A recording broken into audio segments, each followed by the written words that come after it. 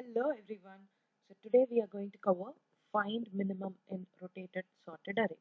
So we are given an integer array which is rotated and sorted, and we have to return the minimum value from the given array. So let's see how are we going to approach this. Here's our given input. Generally in a sorted array, the first element will be the minimum element out of all.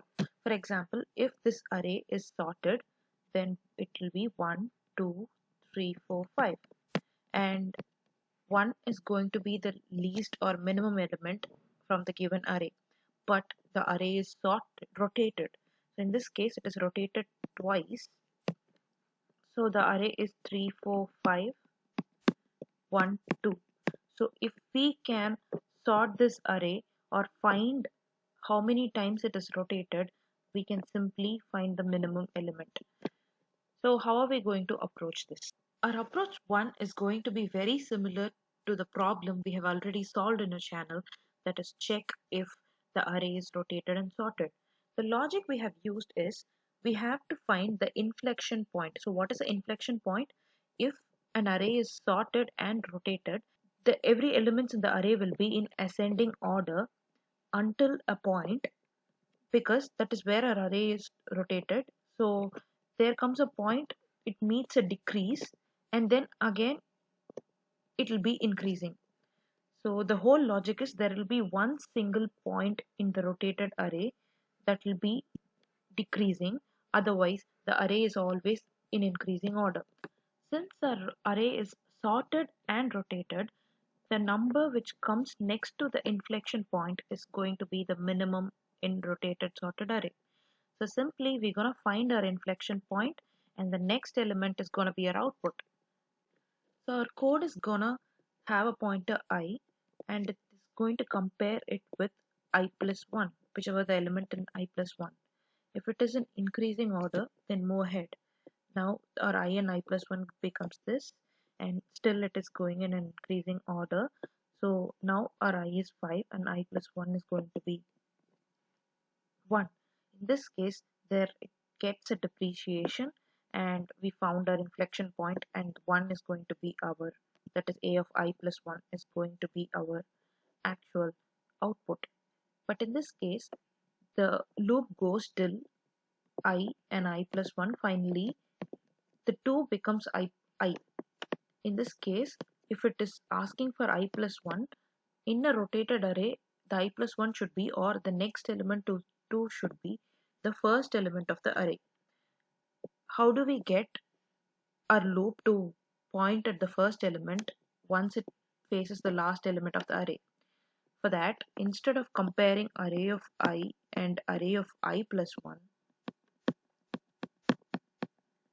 we are going to put the index I plus 1 modulo length of the array, that is n. So here this will actually give us the index next to the I. For example, if our I is going to be 0, our I plus 1 is going to be 1. 1 by size is going to be n, and it is going to be 5. So 1 modulo 5 will actually give us index 1. And similarly, 2 modulo 5 is going to give us 2, till it becomes 5 modulo 5 will give us 0, that is actually going to point us to the first index of the array. By using this simple logic, we're going to find our minimum element. Though the approach works perfectly fine, consider our array something like this. That is, it is rotated only once. So our array has to traverse all the way from the first element till last but one element to find the inflection point and return the last element as the value. If it is the worst case given, then it is going to take almost a linear time, that is big O of n time, to solve this algorithm. So how do we do it in a better way? Since we hear the word sorted, the first thing that's going to hit our mind is going to be binary search. Here again we're going to use the same logic, that is our minimum element is going to be next element to that inflection point, and we're going to little bit improvise the same algorithm to binary search to find our inflection point. So in binary search, we generally find the mid of a array, and if the target is less than the mid, we're gonna proceed considering the first half of the array. If not, we will be considering the second half of the array for searching. But here, since the array is rotated, we cannot fix where our target can be simply by comparing it with middle element. In this case, our binary search is going to find where is the inflection point instead of target, and the next element to inflection point is going to be our output. So how do we find whether our inflection point is in first half of the array or second half of the array? Consider the value of your first element in the array and the element at inflection points. So if you see, the elements before inflection points are going to be greater values than first element, and elements after the inflection point are going to be lesser values than your first element. Why? Because it is sorted and rotated. If you take any number, the number before that numbers in sorted array is going to be less, and after that number is going to be greater. Same logic, because it is rotated, it is going to have greater elements after this number and lesser elements after the inflection point. So this is going to be the key for this problem. So every time I find a mid element, I'm going to compare its value with the first element of the array. If the first element is going to be less than the mid element, then we are still in the ascending sequence. We did not reach our inflection point yet, because if the first element is going to be greater than the mid element, the chances are we are in the after inflection part sequence. If not, we are still in the ascending order sequence. We did not meet our inflection point yet. So this is the logic we're going to use.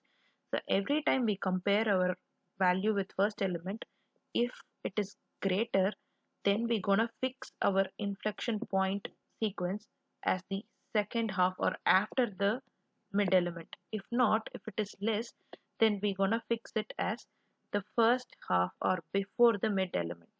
So let's have a dry run for the values and get into our code. Consider this example. If we are going to find the minimum element, we have to start from 3 and go till 9. It is taking almost 7 iterations to get our inflection point and then return the minimum value. Now let's see how many iterations our binary search is going to take. Here, the size of the array is 8, so the mid element is going to be 4 first. First, we are comparing 7 and 3, whether 3 is less than 7. In this case, we are still in the ascending order sequence. We did not meet our inflection point yet. So we are going to search for our inflection point after 7. Initially, our starting point was this and end was this. So now we are going to consider the search of inflection point after 7. We're going to fix our starting point at the index 5 and the ending point is going to be same. So now the mid of the starting point and ending point is going to be 9.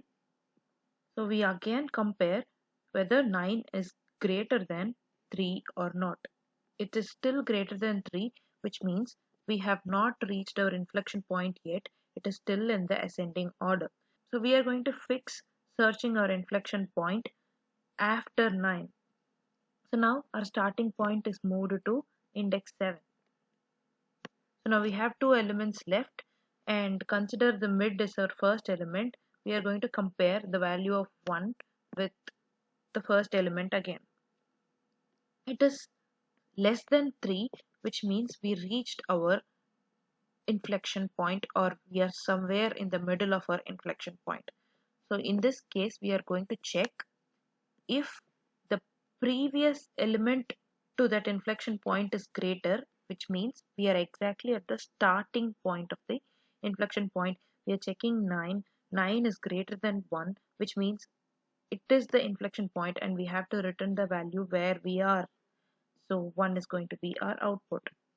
So while iterating, every time it is going to check when we reach a mid whether the previous element to the mid is greater or the next element to the mid is less.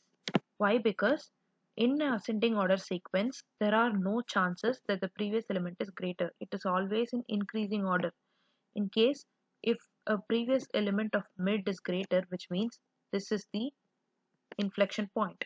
If not, we are going to check if the next element is lesser. In ascending order sequence, again, the mid has to be less than the next element. If not, there is a deviation, which our next element is going to be the starting of the inflection point or the minimum element. So we're going to check this condition every time we find a mid. This actually finished executing in 3 iterations. Typically, the time complexity of this algorithm is going to be log n, and which is similar to binary search's time complexity. So let's see how we're going to code it. So here is the actual code for our approach 1. I am going to loop my array and check if the array at index I, the value at index I is going to be greater than value at next index. Iterate till that and return the value at the next index. If not, return -1. It is very pretty simple, straightforward algorithm, and it actually runs in 0 millisecond and with this memory. So now let's see how our binary search algorithm is going to work. I'm holding the condition if the length is equal to 1, then return the number at index 1. So I'm going to have my starting and ending index at 0 and end index point at the last position of the array. The first condition we're going to check is if the array is already sorted, that is not rotated.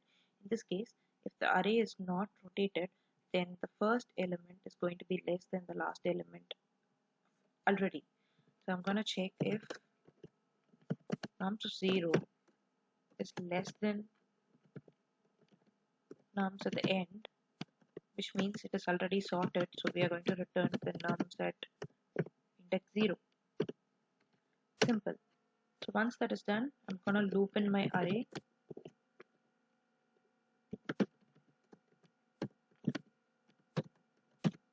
and every time I'm going to calculate my mid.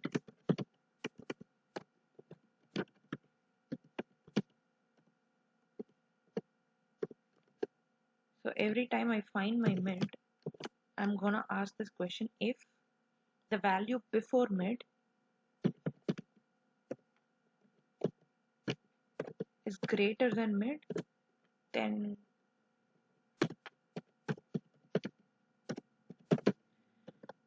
actually we found our inflection point and we have to return the nums at mid.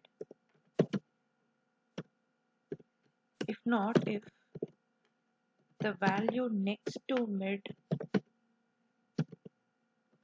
is less than the value at mid, then we again found our inflection point. We have to return our value next at the middle position. Once the basic checks are done, we're going to ask the question: if the value at mid is greater than the value at the first position. If it is greater, we're still at the ascending order, so we have to fix searching our inflection point after the mid. So we're gonna assign our start is equal to mid plus 1.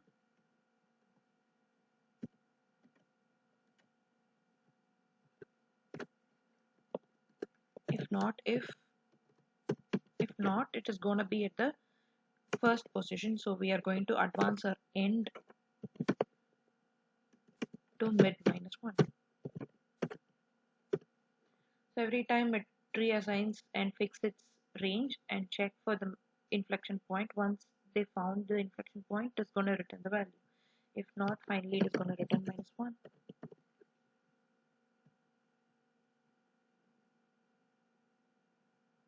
Let's submit.